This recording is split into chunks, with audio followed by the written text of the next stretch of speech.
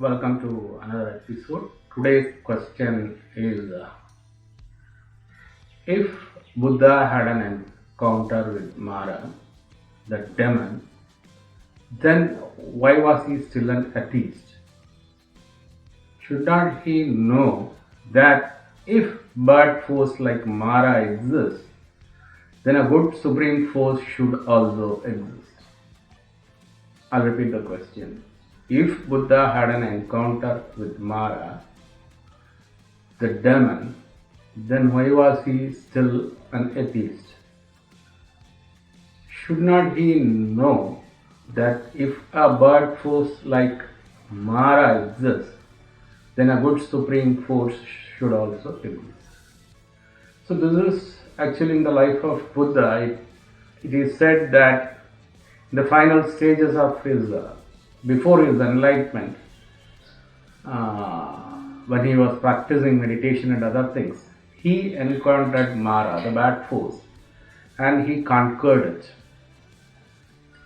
So the questioner asks, if there is a Mara, the bad force, then there is also good force, which is normally called God. So why he does not believe it? Why he does not believe it? Why he is an atheist? That is the doubt of the questioner.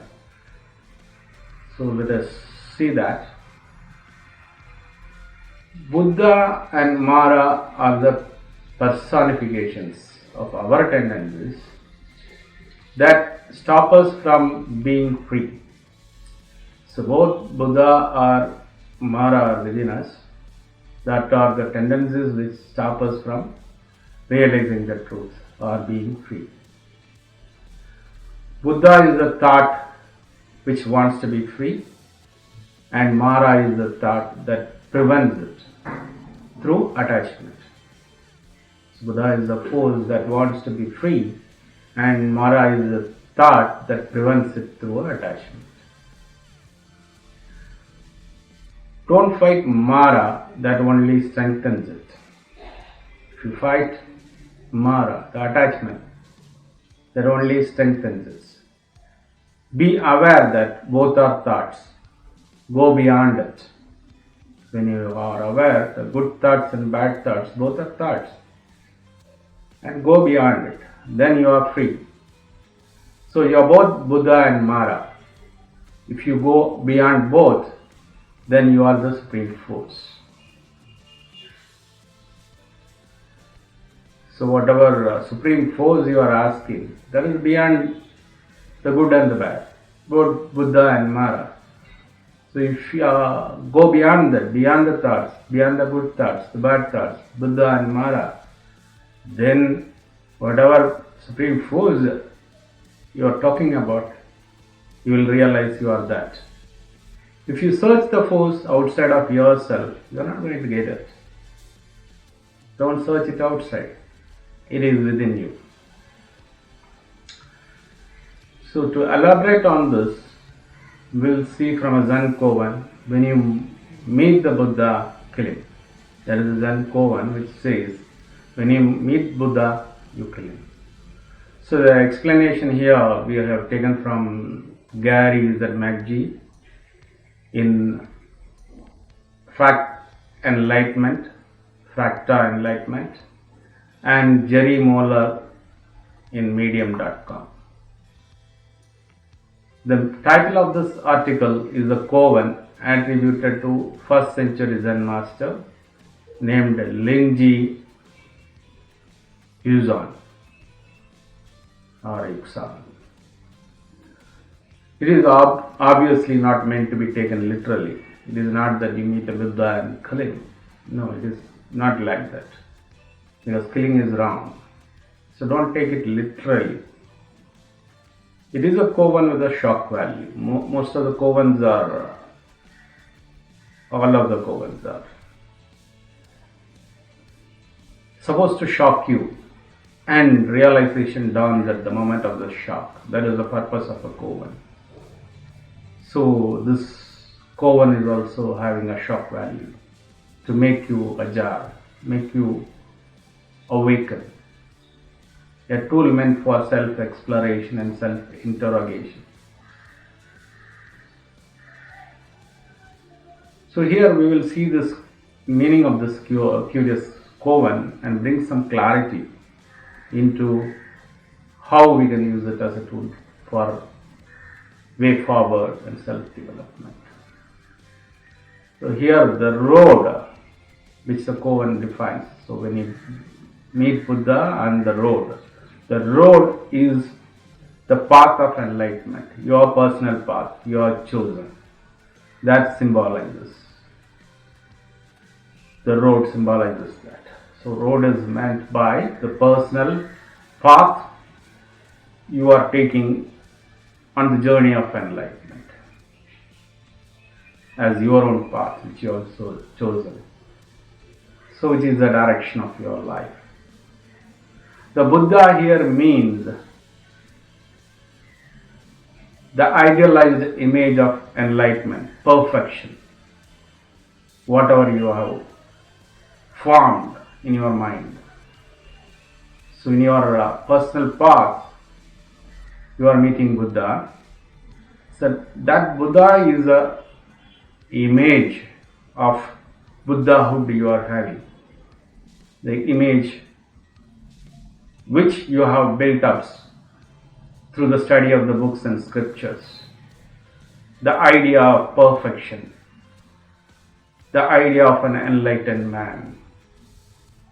So that concept which you have built is the Buddha. You assumed what enlightenment would look like. So that is your own image. When you are walking on the path, you encounter Buddha. That is your own image of the Buddha, your own image of perfection, your own image of enlightenment.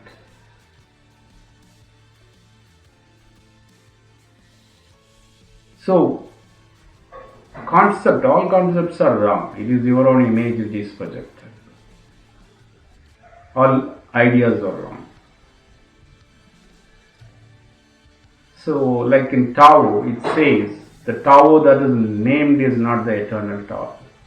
Once you name the eternal, once you name the nameless and formless, then it is merely your image, not the actual, not the truth. So when you name a Tao, it is not the eternal Tao. So when you idealize the Buddha, it is not the eternal Buddha. It is not the reality. So when you kill that idea of Buddha, then enlightenment is achievable. That is enlightenment in the final stages. All the ideas are gone. So that is the last thing to do. You kill the idea of your own projection of perfection, enlightenment. Then you are enlightened. Because if you believe you have achieved enlightenment, kill that belief. Because enlightenment or the reality is dynamic, ever changing. It is not static. So if you think you have reached somewhere, then it is wrong. There is no permanence. Permanence is an illusion. Everything is constantly changing. Everything is in a flux. It is not static. So if you have reached, then you have reached only the image. So cut down that image, kill that image. Then you will see the eternal, which is always changing. So if you have all the answers, if you think you have all the answers, those answers must be questioned. If you reach somewhere, question that. You have not reached anywhere. So this is the truth in that koan. The true master achieves enlightenment, the so-called enlightenment, kills that idea and then keeps on moving forward or meditating. He or she does so in order to continue the journey, truly being in the ever-changing situation. Every master knows we are all Buddha disguised as the self. We are all God in hiding. It is just some of us are playing the victim and some of us are free. We are all the same force which is present everywhere. Some of us understand that and some of us are playing fools. That's the difference. Playing the fools are victims.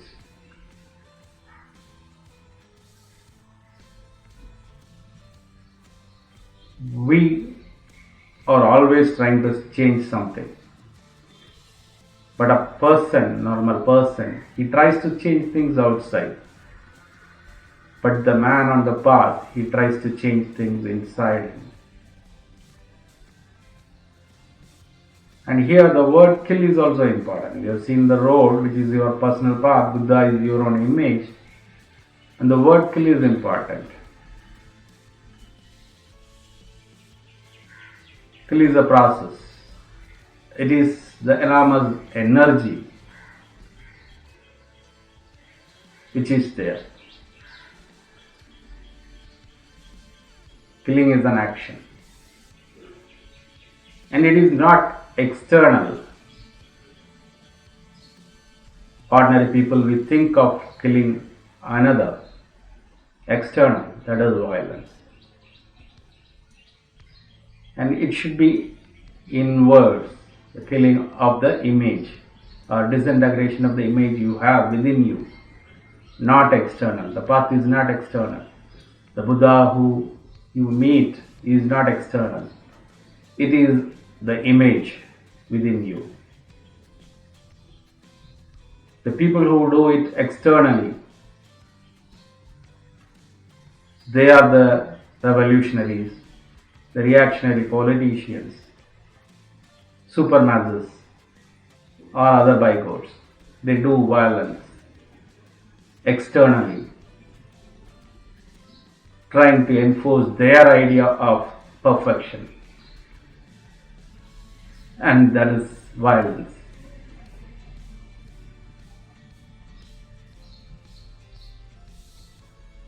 So that is the capacity to hurt others. That is the energy which they are doing. So much of violence in the world. But when we direct that inwards, kill those images instead of external violence, we obliterate the images we have, then there is enlightenment, then there is peace, then there is satisfaction. So to answer the questioner, here through this koan also it would have been clear to him, the Buddha and Mara are inside us. The Mara are the images, and the Buddha is also an image of good things, and Mara is also